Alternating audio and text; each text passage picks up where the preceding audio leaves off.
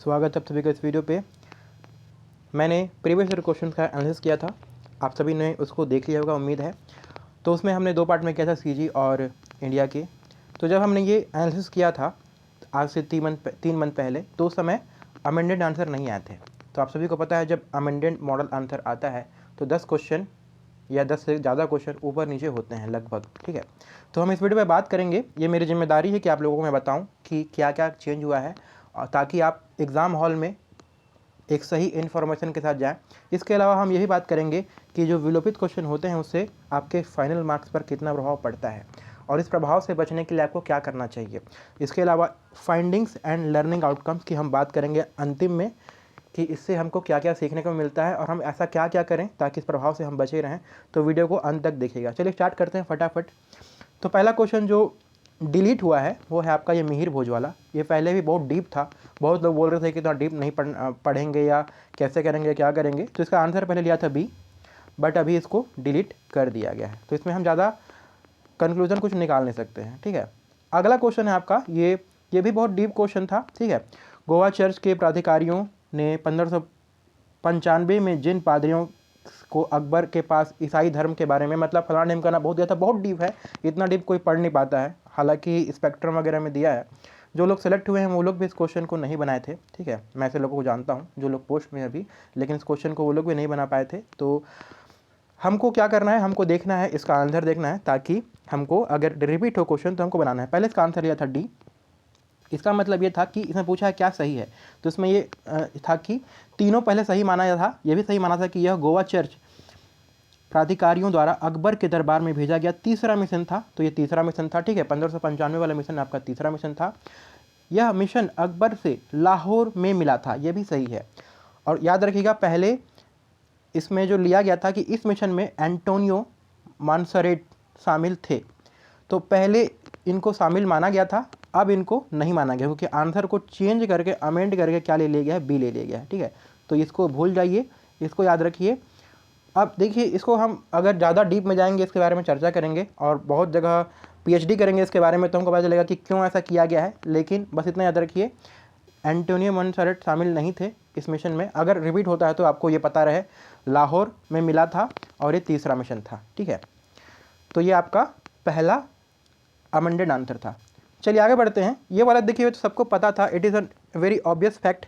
सभी ने इसको लगाया था और सबके सही होते हुए भी गलत हो गए थे, तो सबको पता था। हमने जब एनालिसिस किया था उस समय भी हमको पता था। पहले इसका आंसर लिया था आपका सी लिया था, लेकिन अब ले लिया आंसर अमेंड करके डी, जो कि बिल्कुल सही है, ठीक है। तो आपका क्या है, आपका उत्तरी पश्चिम हिमालय आपका जास्कर में है, इसको याद कर लीजिएगा। आपका क्वेश्चन रिपीट भी हो सकता है। आपका हिमाचल और उत्तराखंड आपका शिवालिक श्रेणी में आते हैं। आपके दार्जिलिंग और सिक्किम आपके आते हैं लेप्चा जनजाति। और आपका जो अरुणाचल प्रदेश है वो आपका क्या आता है, आपका अरुणाचल प्रदेश आपका था नामचा बारवा, ठीक है।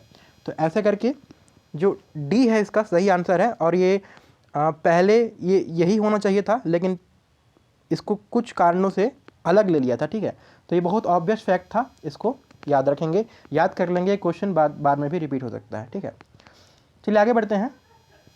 ओके, नेक्स्ट आपका देखते हैं अगला वाला, जेट प्रभाव। ये वाला जो क्वेश्चन था पहले इसका आंसर लिया था ऑप्शन ए,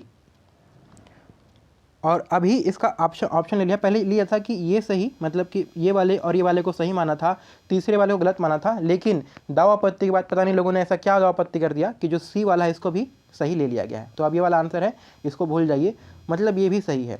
देखिए, जेट प्रवाह तिब्बत के समानांतर हिमालय के उत्तर में एशिया महाद्वीप पर चलती है। तिब्बत उच्च भूमि जेट प्रवाह के उत्तर तथा दक्षिण शाखाओं में विभाजित करती है।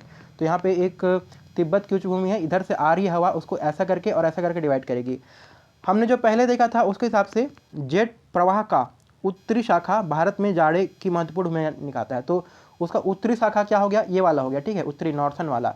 तो ये तो भाई चाइना तरफ चले जा रहा है, ठीक है, और इस तरफ दक्षिण वाला आ रहा है। तो ये आपका क्या करता था, भूमिका निभाता था ठंड में, इसलिए इसको पहले गलत लिया गया था। बट अब पता नहीं किसी ने क्या सोर्स दिखाया और क्या दावापत्ति हुआ, इसको भी अब सही मान लिया गया है। तो कुछ इसमें होगा कि शाखा जो है उत्तरी शाखा है, इसमें भूमिका ऐसे करके निभाता है कि ये उधर जाके थोड़ा ठंडा कम कर देता है, ऐसा कुछ होगा इसमें। इतना ये भी बहुत डीप क्वेश्चन था, ठीक है। देखिए यहाँ से ये समझिए कि सीजीपीएससी जितना डिफिकल्ट करने का प्रयास करता है उतना फंसता है।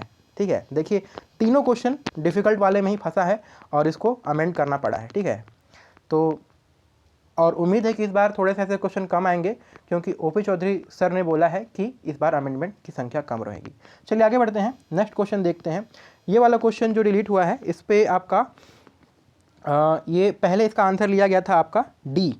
ये आपका जो पहले भी ऐसे क्वेश्चन आ चुके हैं, इसमें आपको डिक्रीजिंग ऑर्डर में एरिया के हिसाब से आपको जो बायोस्फीयर रिजर्व है उसको आपको बताना था। तो इसमें कुछ एक आध दो ऊपर नीचे हुआ होगा किसी अलग अलग सोर्स में, किसी ने दाव पत्ती लगाया है। क्योंकि देखिए बायोस्फीयर रिजर्व में अलग अलग एरिया होता है, कोर जोन होता है, फिर अलग से 3-4 जोन होते हैं। तो कौन सा कोर एरिया में यहाँ पे लिख दे दिया है, कौन सा जोन लेना है ये बताया ही नहीं है। तो अलग अलग लोगों ने अलग अलग सोर्स दिखाया होगा, तो ये वाला डिलीट हो गया है। आपको क्या करना है, हमने पहले भी बताया था, जो बायोस्फीयर रिजर्व इंपॉर्टेंट है उसको आपको याद रखने हैं। चलिए आगे बढ़ते हैं। This is a very interesting case. ये वाला क्वेश्चन बहुत इंटरेस्टिंग है, इसको देखिएगा। इसमें क्या हुआ है, इसमें पहले आपका आंसर लिया था ऑप्शन डी। तो इसमें क्या पूछा है, कौन से इनकरेक्ट हैं।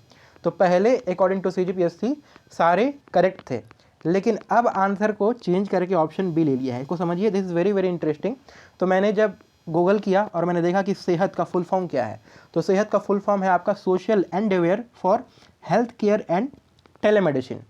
तो ये यहाँ पे दिया हुआ है, लेकिन जो हेल्थ केयर है, मैंने जब गूगल में देखा, आप भी देख सकते हैं इसको, इसका एक्चुअल में आता है social Endeavour for health and telemedicine. तो केयर नहीं है, तो एक केयर के चक्कर में पूरा लोगों का 2 नंबर चला गया, ठीक है।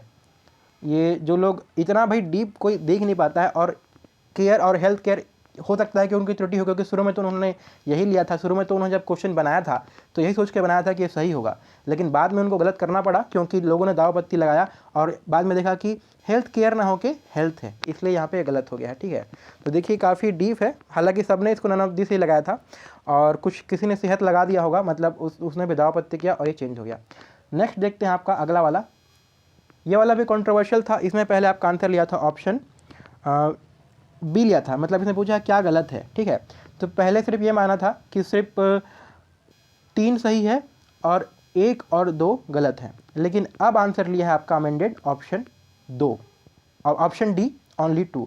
तो अब नए के अनुसार इसका ये तो भाई देखिए गलत ही है, क्योंकि इसका कोई हेडक्वार्टर होता नहीं, इसका ट्रोकिया होता है, ठीक है। तो इसको याद रखिएगा, ट्रोकिया होता है। और अभी के समय में ट्रोकिया क्या है आपका, इंडिया 18वां हेड, ब्राज़ील 19वां और साउथ अफ्रीका, ठीक है। तो ये आपका ट्रोकिया है अभी के समय में, ठीक है। G20 ऑफिशियल, तो आपका जो पहला वाला है ये आपका कॉन्ट्रोवर्शियल था। G20 is an official group of European union and 19 countries, ठीक है।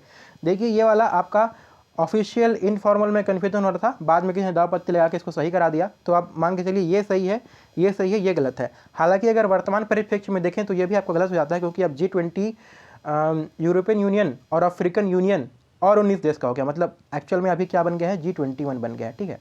तो इसको याद रखेंगे, करंट में हमने पढ़ा ही होगा। चलिए आगे बढ़ते हैं। ये आपके थे छत्तीसगढ़ के, सॉरी इंडिया के थे, और अब आपके आगे आते हैं CG के ज़्यादा नहीं है और सारे ऑब्वियस हमने पहले भी देखा था। तो आपका ये जो 66 क्वेश्चन है इस सेट का, इसमें पहले आंसर लिया था सिरपुर, मतलब इसमें बताया गया है कि कौन सी ताहूदारी कैप्टन सैंडिस ने निर्मित की थी।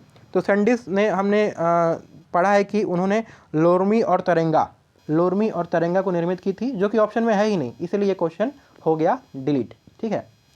अगला है आपका, ये क्वेश्चन तो ऐसा क्वेश्चन है जिसको हम जब बना रहे थे एग्जाम पेपर में, लोग जो एस्पायरेंट थे, तो उसी समय उन्होंने समझ गया था कि ये क्वेश्चन डिलीट होने वाला है, क्योंकि यहाँ पे इसका आंसर था आपका 1745, ठीक है।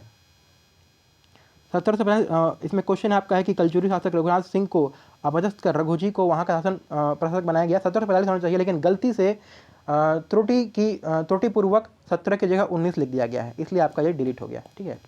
तो इसमें सबको 2 नंबर माइनस हो गया, क्योंकि बहुत ईजी था, सब लोगों ने बनाया था। जिसका क्वेश्चन गलत हुआ होगा वो बहुत खुश हो गया होगा, ठीक है। चलिए आगे बढ़ते हैं। नेक्स्ट वाला आपका है, ये वाला भी देखिए, इसमें आपका आंसर चेंज हुआ है और इसमें ऐसा बोल सकते हैं कि सत्य की जीत हुई है। सब लोग बोल रहे थे कि हलवा होगा, बाली परब सबको पता है, हर फोर्स में पढ़ते हैं, ठीक है। CGPSC ने पहले भतरा ले लिया था, तो हम लोग ऐसा सोच रहे थे कि अब भतरा ही लेना है, लेकिन देखिए दाव पत्ती हुआ और सत्य की जीत हुई, आंसर चेंज होकर हलवा हो गया। इसीलिए मेरा जो वीडियो बनाने का मकसद है कि मान के चलिए कभी अगले एग्जाम में कभी आता है तो आपके दिमाग में ये ना रहे कि CGPSC ने तो भतरा लिया है। और ऐसा कई बार हो भी जाता है, अमेंडमेंट को लोग ज़्यादा ध्यान नहीं दे पाते हैं और सबको दिमाग में बैठ जाता है कि बाली परब का भतरा लेना है। और कई बार ऐसा होता है कि जो प्रकाशन वाले हैं वो लोग भी भतरा भतरा छाप देंगे, लेकिन आंसर हो चुका है अमेंड। तो याद रखिए हलवा इज़ द करेक्ट आंसर। ठीक है, अगला है आपका, ओके सॉरी हो गया इतना। तो देखिए अब आपके कितने थे, लगभग आपके 10 क्वेश्चन आपके होते हैं डिलीट और आंसर चेंज। ठीक है, तो दिस वेरी अनसर्टेन थिंग, इससे आपके नंबर पर प्रभाव पड़ता है। क्या प्रभाव पड़ता है इसकी हम बात करते हैं। एक क्वेश्चन जनरली कितने नंबर का होता है, 2 नंबर का होता है, लेकिन मान के चलिए आपके 5 क्वेश्चन के करीब अगर आपके डिलीट हो चुके हैं तो आपका एक क्वेश्चन हो जाएगा लगभग 2.1 नंबर का। तो आपका जो एक्स्ट्रा आ रहा है, जो ये 2.1 0.123 ऐसा करके कुछ आता है, ये आपका, इसको लोग आम बोलचाल की भाषा में बोनस बोलते हैं। और इसीलिए ऐसा बोलते हैं कि जो ज़्यादा बनाता है उसको ज़्यादा बोनस मिलता है, जो कम बनाता है उसको कम बोनस मिलता है। एक्चुअली ये है कि 1 नंबर का क्वेश्चन आपका बढ़ गया है। पहले आपके 200 क्वेश्चन थे, अगर 5 डिलीट हो गए तो 195 हो गए हैं। लेकिन आपको आपके पहले 100 क्वेश्चन थे, अब 5 डिलीट होने के बाद 95 हो गए हैं, लेकिन आपको नंबर कितना ही रखना है, आपको नंबर 200 ही रखना है। तो इसलिए एक क्वेश्चन का नंबर थोड़ा सा बढ़ जाता है। ठीक है, तो ये सब देखिए कैलकुलेशन है, गुड़ा गणित थे, इसको छोड़ दीजिए। आप बस इतना रखिए कि आप बॉर्डर में मत रहिए, डोंट बी इन बॉर्डर। ठीक है, आप बॉर्डर को अवॉइड करिए, डोंट बी इन बॉर्डर। यहाँ हमारा लर्निंग आउटकम यही रहेगा कि जो बॉर्डर होता है, बॉर्डर में हमको नहीं रहना है। बॉर्डर में रहने से अननेसेसरी परेशान होंगे, हमको दाव पत्ते लगाना पड़ेगा और अनसर्टेनिटी हो जाती है। ठीक है, तो बॉर्डर में न रहें, अभी भी समय है, थोड़ा सा और जोर लगाएं। ठीक है, ताकि अगर आपका कटअप तक की तैयारी है, 90 की तैयारी अगर आपकी है तो आपको 100 की तैयारी करें, ताकि एक निश्चिंत हो के आराम से बैठ के बिंदास बैठे रहें प्री के बाद कि जितना भी हो तो तुम लोग लगाओ दाव पत्ती, जिन लोग बॉर्डर में हो। हम तो बढ़िया मेंस की तैयारी करेंगे। ठीक है, तो ऐसा तैयारी करिए, बॉर्डर में रहिए, अभी भी समय है, थोड़ा सा और जोर डालिए, थोड़ा सा और पुश कर मारिए और बॉर्डर में मत रहिए, ताकि आपको ये जो अननेसेसरी चीज़ें हैं उससे आपको परेशानी ना हो। दूसरी चीज़ ये है कि सत्य की हमेशा जीत होती है। हमने देखा था हलवा वाले आंसर में, जो सही है वो सही रहेगा। ठीक है, जो सही है वो सही रहेगा ही। ठीक है, तो आपको एग्ज़ाम टाइम में आपको वो नहीं सोचना है कि हमारा CGPSC क्या ले लेगा, ये तो ना ले ले या वो ना ले ले करके। ठीक है, तो आपको ये सोचना ही नहीं है, जो आप पढ़ के गए हो अपने आप पे भरोसा करो, बिलीव इन योर सेल्फ, अपने आप पे भरोसा करो, दिस इज़ वेरी इंपॉर्टेंट। आप जो पढ़े हो उस पर भरोसा करो। अल्टीमेटली जो सब लोग एक ही चीज़ पढ़ रहे हैं, अगर कहीं ऑथेंटिक से पढ़ रहे हैं तो दाव पत्ती हो के आपका चेंज होना ही होना है। ठीक है, तो इस पर आप एकदम से बिंदास रहो, इसमें ज़्यादा परेशान मत हो। ठीक है, और इसमें देखिए क्या होता है ना कि 5-10 नंबर का थोड़ा बहुत ऊपर नीचे होता है, और वही है जो मैंने आपको पहले बताया था, एक्स्ट्रा बफर आपको लेके चलना है। एक्स्ट्रा बफर आप लेके चलोगे तो आप अननेसेसरी परेशान नहीं होगे। और इसमें थोड़ा लक वाला फैक्टर होता भी है। लक वाला फैक्टर आपका अगर नहीं होगा, आप एक्स्ट्रा बफर लेके चल रहे हो तो, क्योंकि क्या होता है कि जिसने, मान के चलिए एग्जाम्पल के लिए मैं बोलूँ तो जैसे ये वाला क्वेश्चन है, ठीक है, ये वाला क्वेश्चन को जिसने गलत कर दिया होगा सिली मिस्टेक्स में, तो उसके लिए तो फ़ायदा ही हो गया, और बहुत लोगों ने इसको सही बनाया था तो उनका घाटा हो गया। ठीक है, 2 नंबर उनका चला गया। ठीक है, और उसके अलावा जो ये वाला है, ये तो चलिए इसमें तो कुछ कर नहीं सकते हैं। और ये जो ये वाला है, इसमें कई लोगों ने पहले कुछ अलग लिया था तो उनका कुछ अलग हो गया होगा। जैसे सबसे अनफॉर्चुनेट वाला ये वाला, इसमें सब लोगों ने जानते हुए भी ये बनाया था और थोड़े से टाइपिंग मिस्टेक या जो भी हुआ होगा उनका, उससे आज का आंसर चेंज हो गया। और दूसरी चीज़ जो ये वाला है, ये जेट स्ट्रीम वाला, ये तो जिसका कॉन्सेप्ट एकदम सही है, उसने सही बनाया है, बट पता नहीं क्यों, भगवान जाने ये क्यों उसको गलत ले लिया गया है। तो थोड़ा सा अनफॉर्चुनेट होता है। इन सब से बचने के लिए, लक फैक्टर को कम करने के लिए आपको 10 नंबर का बफर रखना है। मतलब कि आपको 5 क्वेश्चन 10 मार्क्स एंड 5 क्वेश्चन आपको एक्स्ट्रा जोर लगाना है। ठीक है, ये आप दिमाग में रखेंगे कि आपको एग्जाम में लग रहा है कि कटअप इतना बनने वाला है, हमको जैसे आइडिया हो जाता है उसमें, तो कटअप से हमको थोड़ा सा ऊपर रखना है। ठीक है, तो this all about this amendment thing. I hope आपको ये फाइंडिंग्स वगैरह थोड़ी हेल्पफुल लगी होगी। और एक चीज़ और है आप सभी को लिए, लोगों के लिए, मैं आपको देख रहा हूँ कि आप लोग मेरे वीडियोस को काफ़ी प्यार दे रहे हैं और आप लोग काफ़ी इसको शेयर वगैरह भी कर रहे हैं। So for this thank you so much. But एक चीज़ ये भी है कि मैं देख रहा हूँ कि जो लोग व्यू कर रहे हैं, सब्सक्राइब नहीं कर रहे हैं। Non subscribed members are 55% and subscribes are 45%। So this is my humble request to you all. अगर आप यहाँ तक पहुँच गए हैं वीडियो के तो प्लीज़ सब्सक्राइब कर लीजिए, ताकि मुझे मोटिवेशन मिलता रहे आगे ऐसे वीडियो आपके लिए लेके आने का। और मैं ज़रूर आपके लिए लेके आऊँगा। प्रीलिम्स के बाद मैं आपको व्यापम के भी वीडियोस लेके आऊँगा। जो लोग व्यापम वाले हैं वो भी जुड़े रहिए। आप सभी लोग मेरे से जुड़े रहिए, सब्सक्राइब करके रखिए और बेल आइकन को भी दबा दीजिए, ताकि फ्यूचर में जितनी भी चीज़ें आने वाली हैं उसका आपको सबसे पहले नोटिफिकेशन मिलता रहे। मिलते हैं फिर अगले वीडियो में। अच्छे से पढ़ते रहिए। ऑल द बेस्ट आपके एग्जाम के लिए। मैं बीच में एक आध वीडियो फिर भी और भी लेके आऊँगा आपके लिए।